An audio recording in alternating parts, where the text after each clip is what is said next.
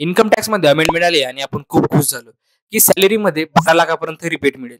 पण आता प्रश्न असा की फायनान्शियल इयर 2025-26 मध्ये जर माझं इन्कम 10 लाख रुपये असेल तर मी 2026-27 हे माझं असेसमेंट इयर राहील, तर या वर्षी मी टॅक्स भरल. तर आता प्रश्न असा की माझं इन्कम जर 10 लाख रुपये असेल तर मला टॅक्स भरावी लागेल की माझं टॅक्स झिरो राहील.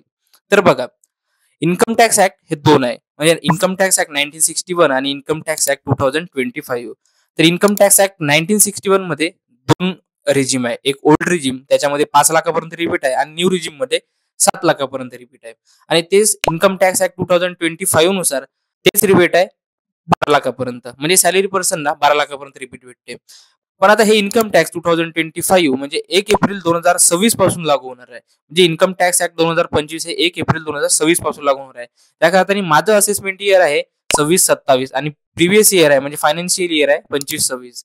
तर मी जेव्हा आता इन्कम टॅक्स मला आयटीआर फाईल करावे लागेल तेव्हा मला ओल्ड रिजिम नुसारच इन्कम टॅक्स फाईल करावे लागेल. म्हणजे मला इन्कम टॅक्स ऍक्ट 1961 नुसारच इन्कम टॅक्स आयटीआर फाईल करावी लागेल. तर म्हणजे जास्त खुश होऊन जमणार नाही की मला 12 लाखापर्यंत रिबीट मिळेल म्हणून, कारण आपल्याला आयटीआर आता हे इन्कम टॅक्स ऍक्ट 1961 नुसारच फाईल करावे लागेल, 2025 नुसार नाही. ते 1 एप्रिल 2026 पासून लागू होणार आहे. म्हणजे आपण हे आयटीआर सोडून पुढच्या वेळी जेव्हा आयटीआर भरू तेव्हा आपल्याला 12 लाखाचा रिबेट मिळेल, आता नाही. आपलं कॅल्क्युलेशन जे आधी होतं तेच चालू राहणार आहे. तर मग जरी झटका जरी बसला असेल तरी इन्कम टॅक्स हे असंच आहे. तर अशाच इन्फॉर्मेटिव्ह व्हिडिओसाठी मला फॉलो करा आणि शिकत राहा कॉमर्सचं स्मार्ट नॉलेज.